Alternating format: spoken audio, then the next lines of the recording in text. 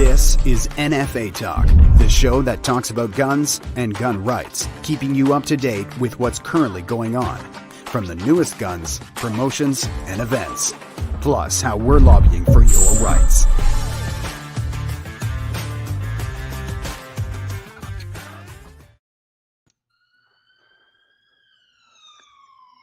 Welcome back, everyone. This is our Season 4 opener. It's been a little while, but my name is Nathaniel Milger. I'll be your host today. We are here with Rick Igersich, Ontario Director and President, and Vice President Blair Hagan, Director of BC. Hi, guys. How you doing? Hi, Nathaniel. Real well. Real well. Nice to be here. Nice to be back, finally. Yeah, we are back. Yeah, we are back, bigger and better than ever.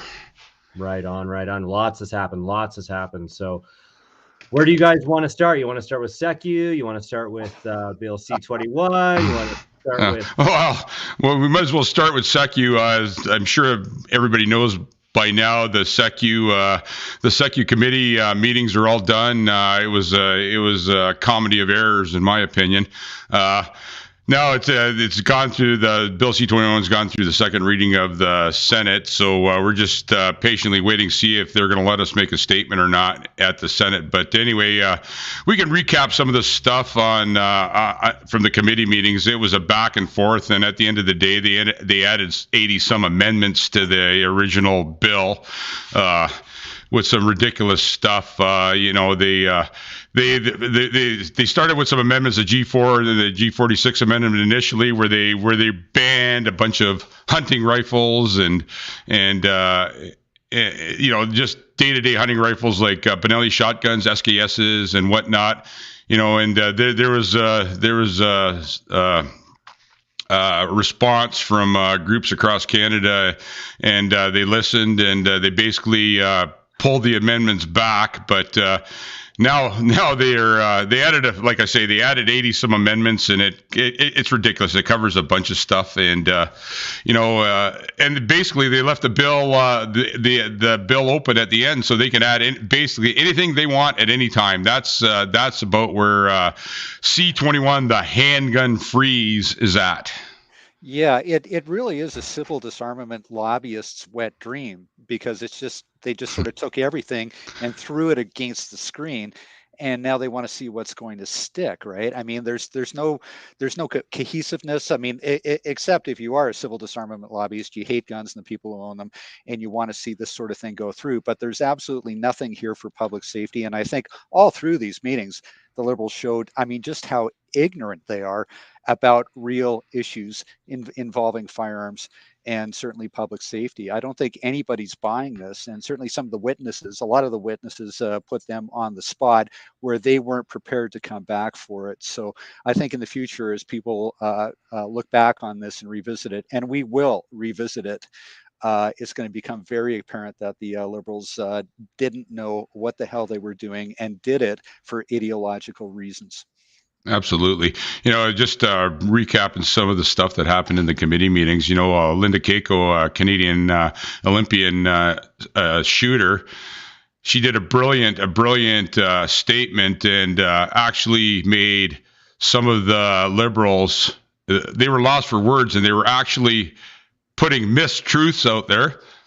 I'm on TV, so I can't use the word that they were lying, but they're putting mistruths out there, and they really got caught with their pants down on that one. And that we pushed it out on video, and it went crazy viral, and other stuff.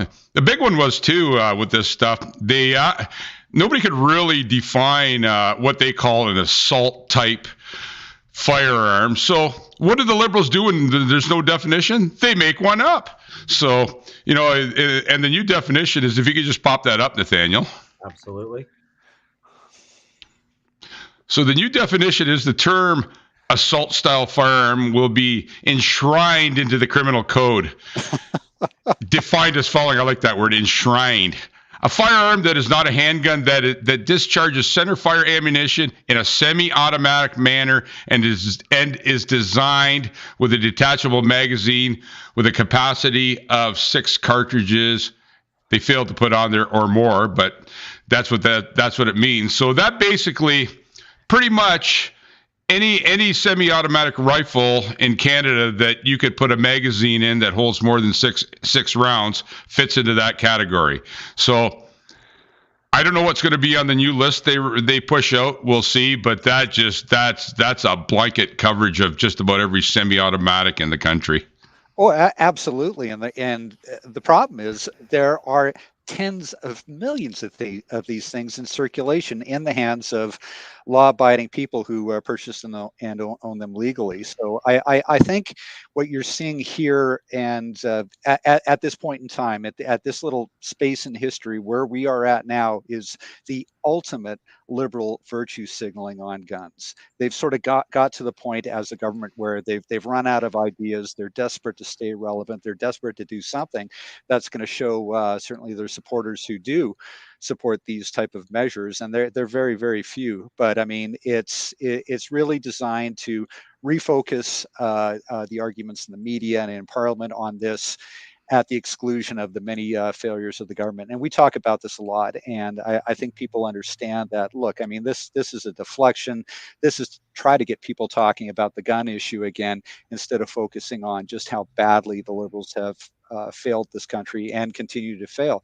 So it's the ultimate in virtue signaling. And I think the problem for them is when they are no longer government, what this is going to cause, if Bill C-21 were to become law, is an irresistible demand for fundamental firearms law reform for Canadians from the next federal government.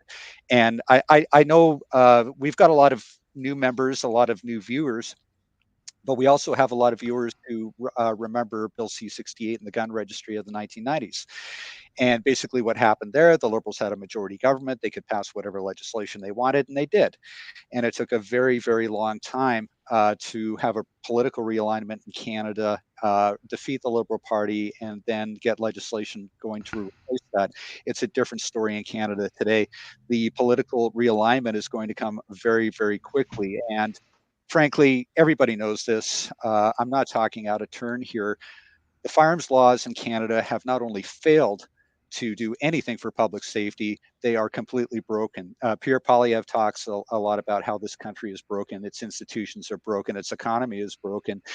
But I think the best evidence of that is the Firearms Act, and it has been for a very long time. So the next government coming in is going to be faced with a very, very difficult challenge. How do you fix the system? How do you fix this legislation? The Liberal gun agenda, which is so contemptuous of Canadians who have been law-abiding, want to continue to be law-abiding, and can no longer be law-abiding because of edicts of government and regulation and that sort of thing. It is impossible to comply with the laws even as they stand today. So that government is going to be faced with a major challenge of bringing in legislation that fundamentally fixes this. And I think what the Liberals are going to find is a lot of the precepts that they've put in place in the past with Bill C-68, Bill C-71, the OIC's Bill C-21, are going to be addressed in a very, very stark way, because there's just no other way to fix it. You can't put a Band-Aid on it here and put a little stitch here and a nip and a tuck there. You've got to address the entire legislation. So I think what the Liberals are doing now, they're going to find that it's going to backfire on them in a very big way, and there will be a realignment, and the rights and freedoms of Canadians are going to be reestablished, and public safety. And I think the next government will be concerned about legitimate public safety measures. I think those are going to be addressed, and the Liberal civil disarmament agenda is going to be set back in a very, very big way. Yeah, and you know what, the thing is, they're fast-tracking this through Parliament, too. They're pushing this bill through Parliament as fast as they can. That tells me there's probably an election coming up sooner than later. Like it's in the Senate right now, and it's got to go to third reading in the Senate, I guess, and then the committee stage in Senate. But it's just the fact that they're fast-tracking this, and the fact that they dumped all this stuff onto the end of it and left it open-ended.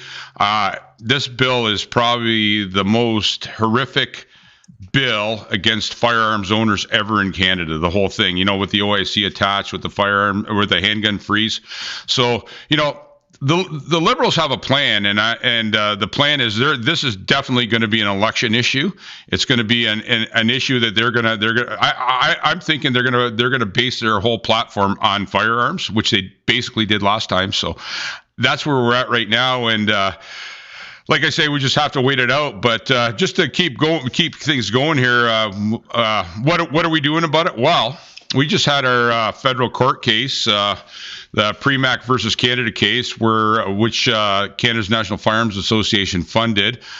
Our lawyer Solomon Friedman did an exceptional job of presenting his case. He was put together with 6 or 7 other complainants, I don't know what the proper term, but there are 6 or 7 other groups of people that were involved in that, and unfortunately, we had to present our evidence with everybody else's, but fortunately, our evidence was very strong, and Solomon did a really good job, even clarifying some of the other lawyers' evidence that they presented. And the case is in deliberation right now with the judge. At the time, she said it would take anywhere from 6 to 8 months. So we're just patiently waiting for the outcome, but. We went in a different went in a different direction than the other 6 or 7 complainants. We went more for procedure and a law direction, and the way the law was applied. They went more of a constitutional direction. So we'll see what the results is. You just want to touch on that, Blair? Yeah. I personally have full confidence in Solomon Friedman's arguments on this. And I remember when he briefed me, and it became very, very clear that in approaching these OIC cases, this was definitely the way we wanted to go, because the government made several tactical mistakes in trying to implement these OICs. I understand the arguments from the other groups, and God bless them. I hope they're successful in those arguments. But when you're dealing with the courts, and as if you've been a member of National Firearms Association for a while, that we have a good deal of experience dealing with firearms issues in the courts. Sometimes you may want to approach it on constitutional grounds, on rights and freedoms grounds, and that sort of thing. But a lot of Canadian courts haven't been sympathetic to that in the past. But what you have to do is you got to look at the government actions, regulation, legislation, that sort of thing, and pick it apart. They're really not that smart, okay? No. Especially when it comes to writing firearms regulation and legislation. This government is probably the worst or the best example of that. They are really, really dumb.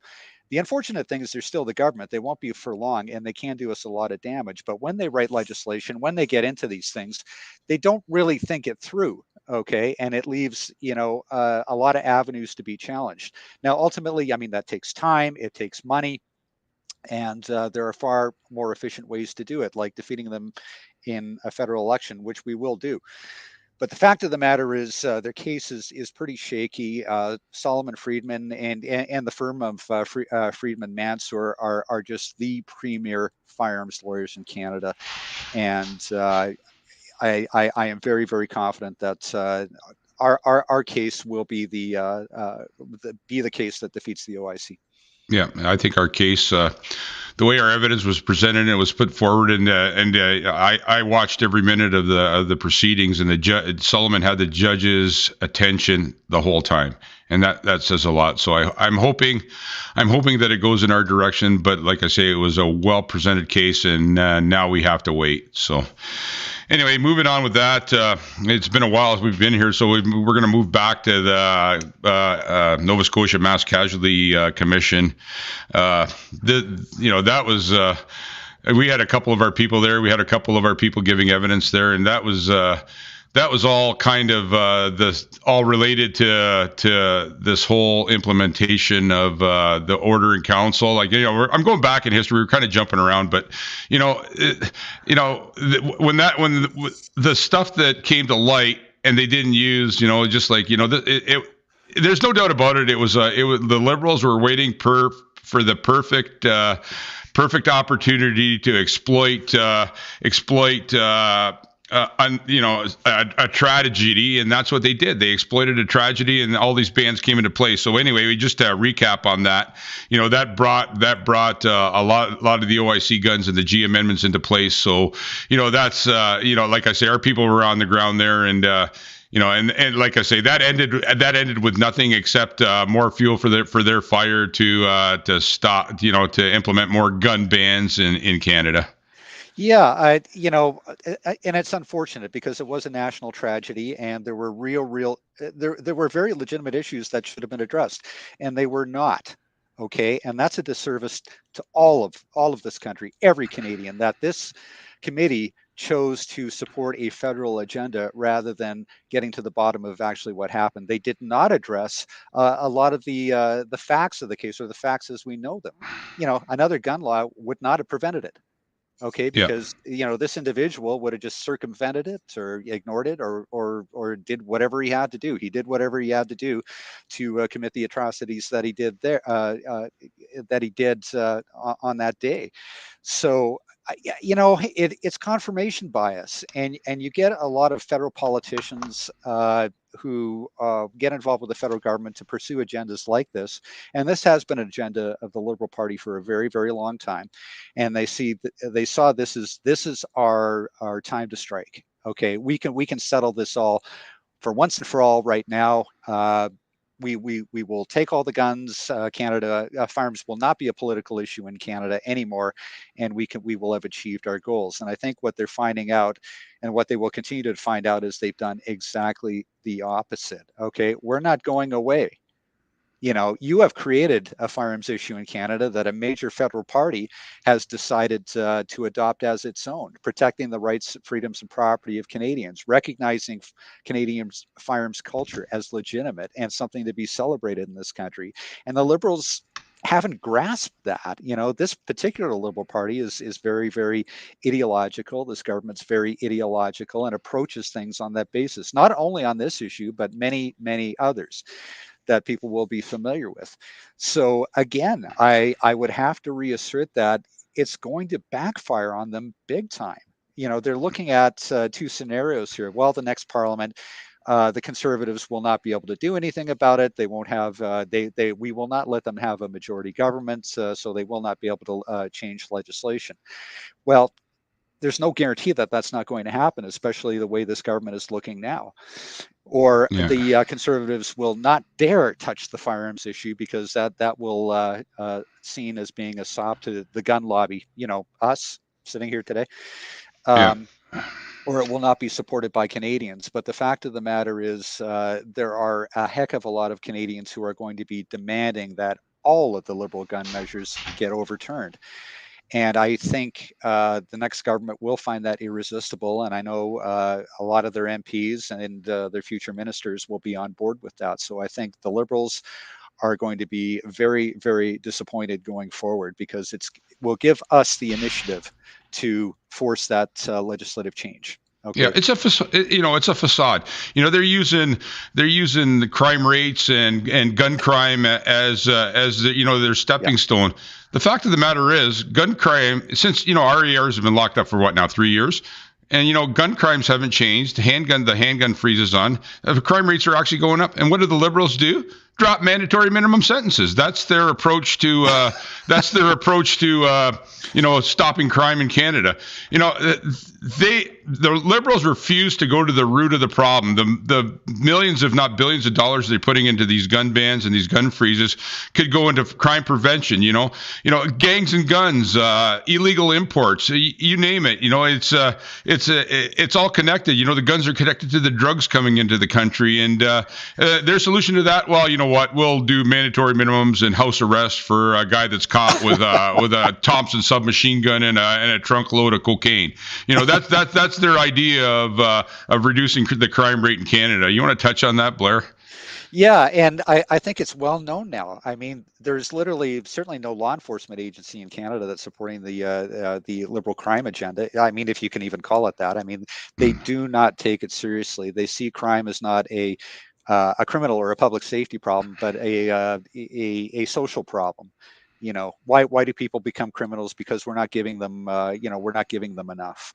we're not showing that we care enough. Well, no, I mean, there has always been a segment of society that will engage in criminal activity. I mean, that's just the way it winds up. And in Canada today, that's not being addressed. And I think that's evident to Canadians, to Canadian voters, certainly. I think that's going to be expressed at the polls. There are very, very few people in Canada who actually endorse what the Liberals are doing on crime, firearms, any number of measures Yeah. that, but again, it's the last days of a desperate government trying to show that it's doing something. And I think Canadians are paying for it in many, many ways. Yeah, and you confront them with if you confront them with it, what do? They blame the Harper government. That's what they do. They blame the Harper government for the rise in crime and all this gun violence that's going on with illegal guns. They blame the Harper government. That's the Liberal go-to. Like, how far do they want to go back? They want to go back and blame the Diefenbaker government? How far do they want to go back? They would if they could. But I mean, Rick, I mean, the Harper government ended the long gun registry, and if we still had the long gun registry, all our problems would be solved. And nobody bought it then, and nobody buys it now. So if they're really talking to themselves, form a narrative, continue with that narrative, and it's always been that way of the Liberal Party, and it's too bad. Okay, because we know that even their own supporters, even their own voters, except for a very, very small minority, don't agree with this. So they're really it's the sign of the last dying days of a government that has, if it ever had a path forward, has lost its way and wants Canadians to think that something is being done about this. And you addressed this. You basically said that they're going to run with this in the next election, and I think you're right. Okay, because we saw that in the 2021 election. They were on course to lose that election until the last dying days, where they went hard on the firearms issue in the hope of moving the Conservative leader off Conservative Party policies and positions. And it worked. And they will try that again.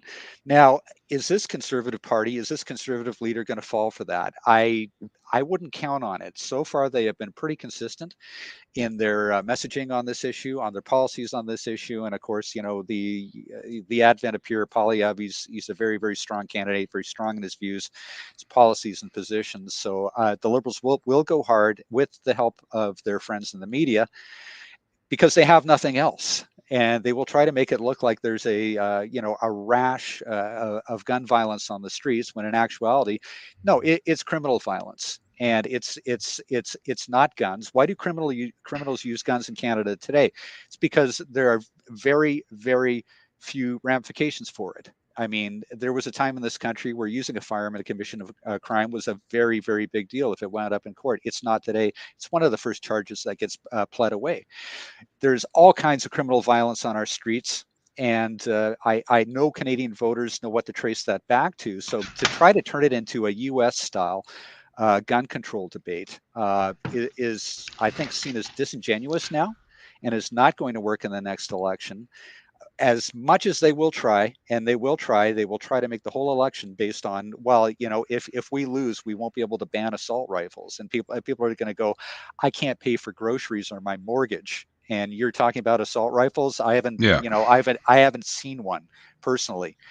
So again, the Liberals are going forward. The Liberals are going to be very, very disappointed in what they have done to the gun issue in Canada, because this is going to give us the opportunity to work with the next federal government towards real firearms law reforms. And how will that have come to be? Because of the actions of this Liberal Party, this Prime Minister, and this government. Yeah, and with that, they're not even releasing the true numbers. I was on the gun show with Sheila Gunn Reid yesterday, actually, and we were discussing that, and she had a leaked document where they were thinking it was going to be anywhere from $2 to $3 billion to do this to make all these bills happen, with the OIC and the handgun freeze, and the logistics behind it. But if they say $2 to $3 billion, we can assure you it's going to be $6 billion of taxpayers' money. Oh yeah, certainly by evidence of the long gun registry, which was 500% over budget. So Yeah. that's, that is a liberal that is a liberal tactic. Yeah.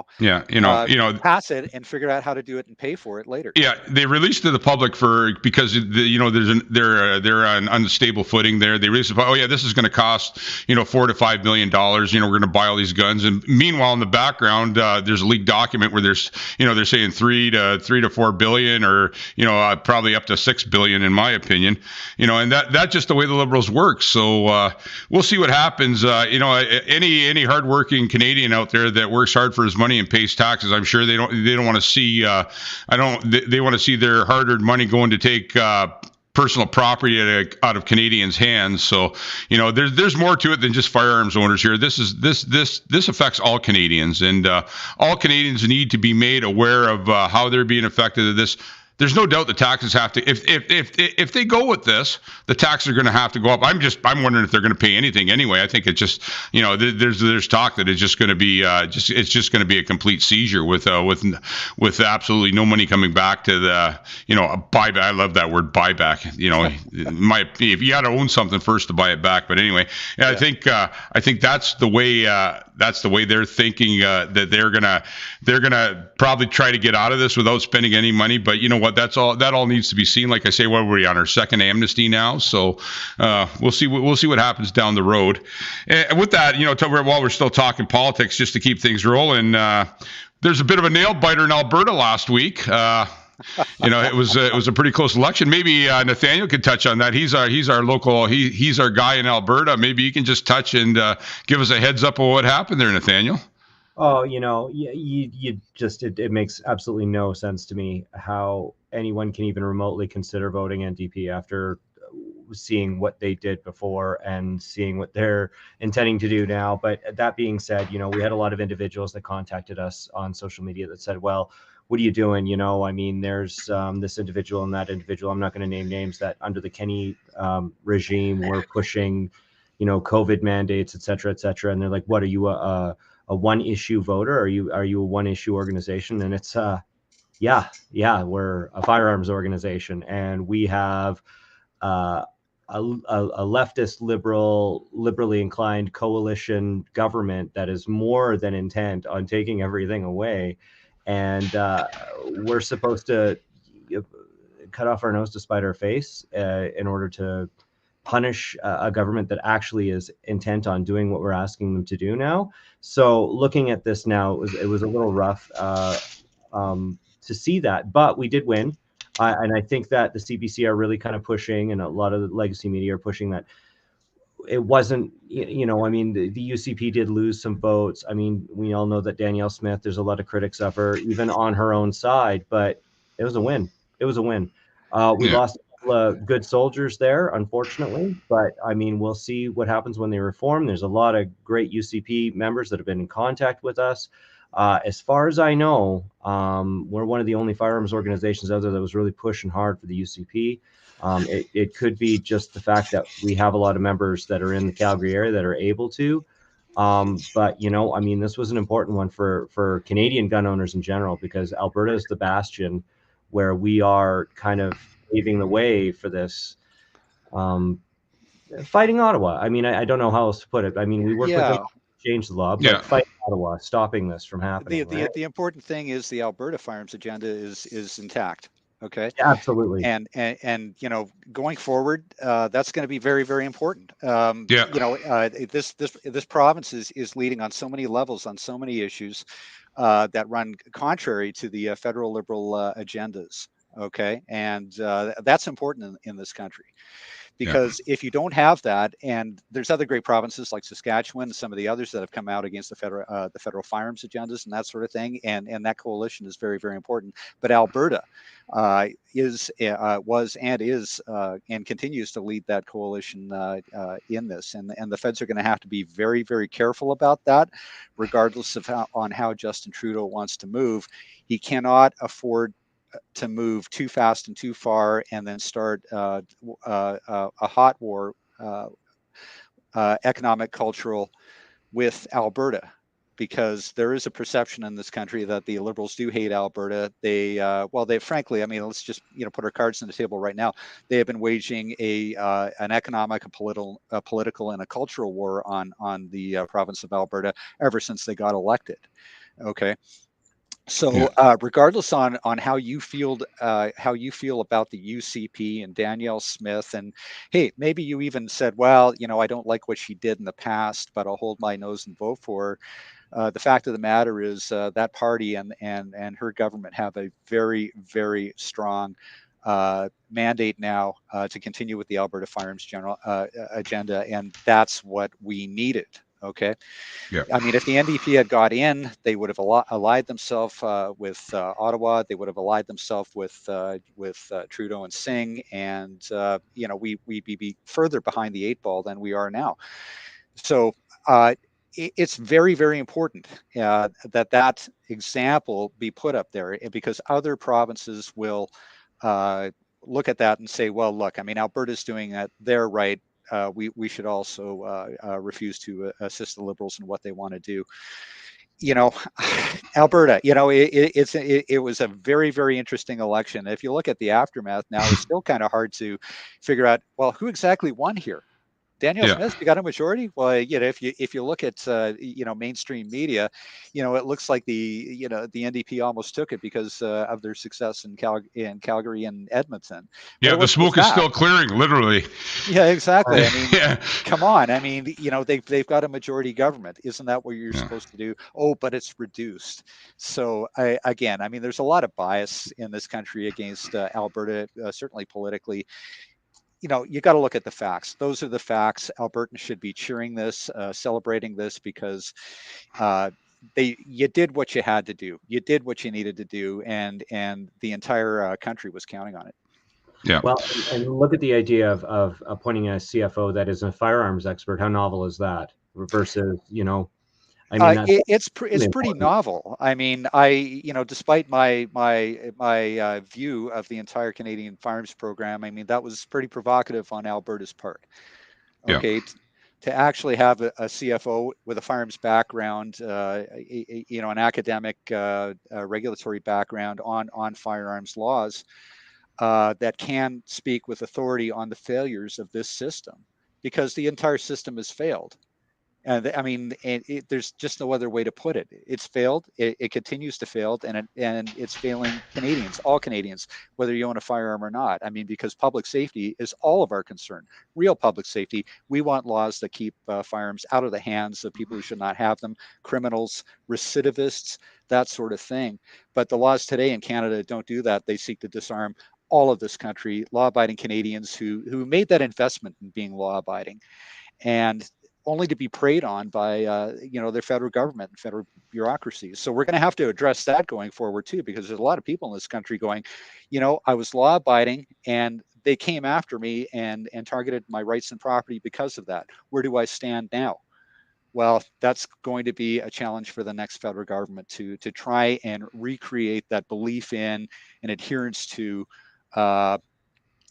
being law-abiding, having faith and faith and confidence in the laws, because that doesn't exist today. No. Kudos to CFO Terry Bryant. She has set a course and she's maintaining her direction. And I'm glad the election went the way it did, because we know that Terry's still going to be there, and she is maintaining course, and that's it does our hearts good to see that she's maintaining this course and she's got a direction in it, and it's definitely in support of firearms owners in Alberta and across Canada. Well, and one final point on Alberta that I think is really, really important is a lot of the NDP individuals that I spoke to had no idea about Rachel Notley and the Notley crew's position on firearms, and we had to, on our social media, pull up old CBC articles where she had discussed, you don't need 600 bullets to kill a moose, et cetera, et cetera. She was really, you can't trust Danielle Smith because she wears a pantsuit. That was their big, rallying cry this election. I saw that on YouTube as an ad so many times, and she was trying to play, I'm the down to earth Alberta girl, and it's like, you don't even realize, we are, the highest owning firearms province, per capita, I believe, and you're not even familiar with the firearms laws here. You think that people can rack up 600 bullets and go out with a saw into the wood. What an asinine comment. And and she did it because she thought, well, people will identify with that. Nobody identifies with that. People see it as an asinine comment. You obviously don't know anything about firearms laws or regulations. However, politicians. However, there's a lot of her followers that they know nothing about firearms. We're talking about people that live urban, and they have no idea about it, and so they do believe that. They believe it, and then they vote that way, right? Whereas if you go out to, where I'm from, out there by Rocky or Sundre, I mean, they're looking at, what? Are you serious? She said that? That's ridiculous. I mean, I can only speak from my own experience, but the way that I got involved with the NFA is I'm not really much for the modern stuff. I believe people have the right to own them, but I'm fighting for my 100-year-old heirlooms right now. I mean, that's what I'm fighting for. Stuff that I own that's 100 years old is now on that list. And it's like, what are we talking about here, people? This is absolutely ridiculous. Family heirlooms, things that are important to my family, are now on this list. And the handgun list, Bill C-21, old handguns. It's absolutely ridiculous. I'm going to have to give up my grandmother's handgun that she carried in the Yukon in the 20s. I mean, it makes no sense. Yeah. So, anyway. It goes further than Bill C-68, which only prohibited half of the handguns in Canada on very arbitrary criteria. Now you can see what the intent of the Liberal firearms agenda is. So when they were saying back in the day, no, we just want to ban the most dangerous ones, and if you have one and you're legal, you get to keep it. Now nobody gets to keep it, and they will never again be able to say we don't want to take your firearms, because they have shown that they lied. They lied on guns outright, and that's going to follow them for decades to come. Yeah, years ago, Justin Trudeau made this statement, and I saw a picture of it the other day. We'll never take Canadians' guns. Well, guess what? Another lie from the Liberals. Oh, sorry, mistruth from the Liberals. Anyway, well, moving on. Still staying in Alberta. I was in Alberta last week, and Rob Furlong from Rob Furlong's Marksmanship Academy actually invited myself and our Quebec director, Chuck Cote, to come out, and he offered us a course. So we jumped at it right away. But it turned out to be a major public relations things for the NFA. We ended up doing a bunch of meeting with ranchers and farmers and out there, and a lot of people that didn't even know who we are or what we have to offer. And so well, we did some promotional videos. Nathaniel did some promotional videos out there. We shot a lot of footage. Thanks to Rob again for bringing us out there, providing us guns and everything we needed. We just basically had to show up. It was great. Learned how to shoot at, learned how to hit steel at 1,000 meters. Chuck actually was making a shot. He made 5 consecutive shots at a mile on a 3x3 steel plate with a 308. So it was a lot of fun. We got to hang out with Rob and his team. Great bunch of guys. Rob's one of our more famous military people in Canada right now, and he had a lot of guys in his group that were around him are just amazing guys. The nicest guys you can speak to. It was a great weekend, and we had a lot of fun. And a big thanks to Rob Furlong and the Furlong Marksmanship Academy for providing us with everything, and on his dime too. So it was great. Yeah, you talk about your great Canadians, and they are representative of what is best about this country. And it's not in vogue, and it's not fashionable to talk about it that way. But I think if you are Canadian and you understand the founding principles of this country, you would agree. And if you knew Rob Furlong, who he is, what he's done, you would see this is the type of individual that we want representing this country, and this is the type of individual we want representing Canadian gun culture. Because if anybody can do it, it's him. And you'll probably be seeing more of that on our social media. Rick, Nathaniel were there, our Quebec director, Chuck Cote. So stay tuned, because it was a great experience. Yeah, and I also want to give a big shout out to KDEX in Quebec, another Canadian company. And that's the Canada's National Firearms Association is working with Canadian companies, Canadian industry groups, as well as end users. We're out there supporting them, and like I say, a big shout out to Patrice at KDEX for providing us with a couple of rifles to use on the course. We used a couple of KDEX Krakens that were just amazing rifles. And folks, if you've never fired a quarter of an inch or better MOA rifle, I suggest you get a KDEX, because you know what, the thing almost shoots itself. So it was great. Like I say, a big shout out to Rob again, and a big shout out to Patrice from KDEX for basically entertaining us and giving us a great course. We learned a lot, and we both qualified, like I say, and it was great. It was a great experience. So anyway, we're always interested in Canadian industry, Canadian groups, Canadian gun shops, and if you've got something going on and you want us there to promote you, we'll definitely promote you. We'll bring Nathaniel along. We'll shoot some footage, and we'll push it out for you guys. There's more to this. There's more to this organization than just lobbying for our rights. We support Canadian industry. We support Canadian groups. We support veterans groups. There's more to it. There's more to it than just our lobbyist is doing an outstanding job in Ottawa, but there's more to it. Everybody looks at a gun org. Oh, you guys are just a bunch of politicians on a mission. No, we're not. We're shooters like you. We're hunters like you. We go out to ranges. We shoot guns. We go hunting. We do it all. We're here because we want to keep our guns. We're not here. We're here to save your guns, but we also want to keep our guns. And I'll tell you what, guys, on our watch, we're dug in deep, and we're going to do everything it takes to make sure that these liberals do not take our firearms. One really important note too about Rob Furlong. I mean, a lot of people are under the misconception that it is specifically just for, military and police. Man, he trains anybody. If you go out there, when you take his course, it's civilians as well. There were ranchers and farmers out there. There was a shepherdess out there who, she wanted to work on her marksmanship skills to be able to protect her flock. I mean, it's really important. You can go out there and we highly recommend it. I mean, Rick said it all, but man, oh man, like just the greatest guys on the planet, and just welcoming and friendly, and with just, zero egos. They're there to help you. They're, I mean, extremely professional. Learning is key, and learning is important, and learning is the top of the agenda. But, every once in a while, there's a great joke thrown in there, the great sense of humor, just a blast. And just, I couldn't say enough good things about the guys out there. They're phenomenal. And man, oh man, if you can take that course, it just, you're learning from a Canadian legend. So If you know what, Rob, do it. Yeah, Rob treats all his students on the same plane, whether it's us or anybody or ranchers or anybody off the street. He's focused. He's a great instructor. He'll go one-on-one with you.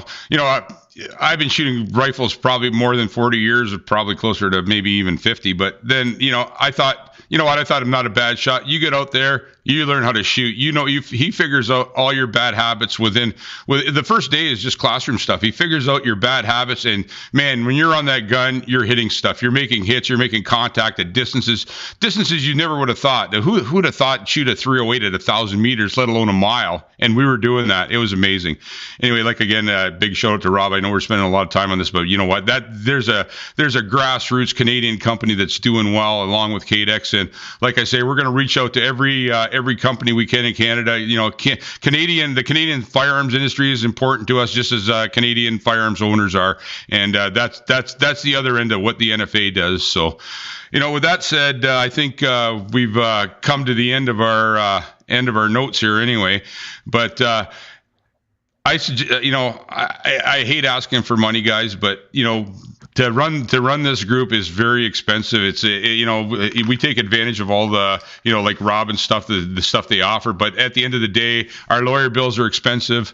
We've spent countless dollars in Ottawa on legal fees and stuff. So if you can help us out, if you can spare a few dollars, please help us out. We appreciate that. All the money goes to a good cause. It goes into the gun lobby, and it goes into the fight for your rights and freedoms as law-abiding Canadians. Yeah, I agree. Our membership is very, very good. I think they understand that, hey, it's like anything else in society today. It runs on money, and the more we have, the more we can do. I mean, we do not have a high overhead, for our office and our administrations and that sort of thing. We rely on your dollars. It's just like any other political action group. Politics is very important. I think that if you own a gun in Canada today, you got to be politically active, or at least politically aware. And if you cannot be politically active, we will do it for you. Please support us. It's important. Rob put it into an interesting perspective, and Nathaniel knows what I'm speaking about here. Rob says you can join the NFA and get the insurance basically for the price of a pizza and a large 2-liter of pop. So, yeah. Anyway, if you're not a member, guys, please join. If you are, help us out if you can. If you can't, you can. If you can, please help us out, and we sure appreciate it. Like I say, the money is well spent, and our books are open at the AGM. If you're a member, come to our AGM. You can see where every cent and every intake goes, and our books are audited, and you're welcome to see where all your donations are going. And with that said, we should probably say that we've got a big gun coming up too, don't we? Oh, yeah. This is a great gun, and this is if you're going out to furlongs, this would be a great one to take. But anyway, have you got a pull up on that one, Nathan? I can try and grab it here if you want to just give me a couple of seconds. Yeah, it's a rifle from Cadex. We really appreciate Cadex again. This thing is. This thing is awesome. It's a Cadex CDX 40 Shadow, and it's in a 375 enabler, which is the biggest legal caliber that you can presently own under this Liberal government in Canada. So any donation of $50 and multiples of 50, you get one chance to win this thing. And this thing, the way it's set it up, we got all the high-end parts on it, the bipods, extra mag, skis on the bipods. We got the most high-end Vortex scope you can get on this thing. This thing's worth $15,000, guys. So you know what? And like I say, all the money goes to a good cause. And I gave a couple of these away already, and it just the look on the person's face when you hand them one of these things, it's just awesome. So here it is, guys. It's the Cadex CDX 40 Shadow. Who knows what lurks in the dark? $50 donation. Do the math. Yeah, exactly.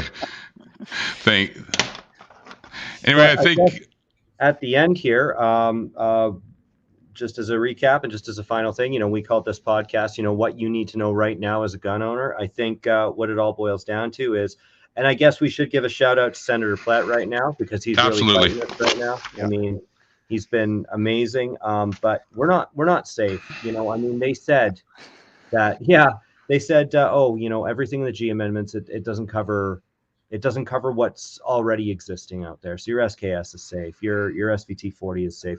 We had a member actually send us, and I'm not going to get into details because we can't confirm it, but actually contacted their Liberal MP and said, I'm concerned about my SKS, and they actually responded and said, oh no, we're going to be banning that in an OIC, and that's all there is to it. So, the moment that comes down, that's part of their whole mandate here, is as soon as, C21 goes through, they're going to be using this new firearms committee that they're throwing together, and they will be advising the government to ban things by OIC. So everything's gone again. The Indigenous individuals were all up in arms and everything over everything before. They're still doing it. It's not ended. They've just kicked it a little bit down the field a little bit more. So, yes. Get out there. I mean, if you're not part of an organization, become part of an organization. If you have anything to give to, an organization, and, let your MPs know. That's what stopped everything. That's what stopped the G amendments to begin with, is be vocal, post online, share our stuff. Share every gun lobby stuff. Get the information out there. Contact your MP. Let them know. There's strength in numbers. That's what will change things. That's what it is. So that's what you need to know right now as a firearms owner in Canada, is you're not safe, and it's up to you. We're doing the best we can, but we can stop. As Blair always says, we can stop them if you help us. So that being said, very well said. Very well said. Very well said. Anyway, I don't know if it's a correction or not, but Brandon put up 375. I don't know if I said 375 or 378 enabler. I thought I said 375, but the caliber of the big gun is 375 enabler, if I misspoke on that. Anyway, with that, I think we've come to the end of the show. Nathan? All right. Well, I guess we'll see you again soon. Take care, and we'll try not to make it 5 months this time. We had a slight personnel change, but we're back in business. So yeah. Like I say, we're glad to be back, and the show's going to become a regular thing again, and we'll be touching on some hot topics along the way, but we're also touching on some fun topics. We're going to be talking maybe about shooting some guns and stuff now and then. Also, instead of just sticking to politics, just to break the monotony, maybe we'll get Nathaniel to bring up some of his old military collectibles and do a show and tell. But anyway, guys, appreciate it. Thanks, everybody. And, we're working for you. Remember, we're always working for you. We're dug in deep. Our team is, in my opinion, the best in Canada in this fight, and we're dug in deep. So appreciate you watching, and have a great night. Good night, guys. Good night. Thanks for listening to this episode of NFA Talk. Like and follow the NFA on social media and sign up to become a member.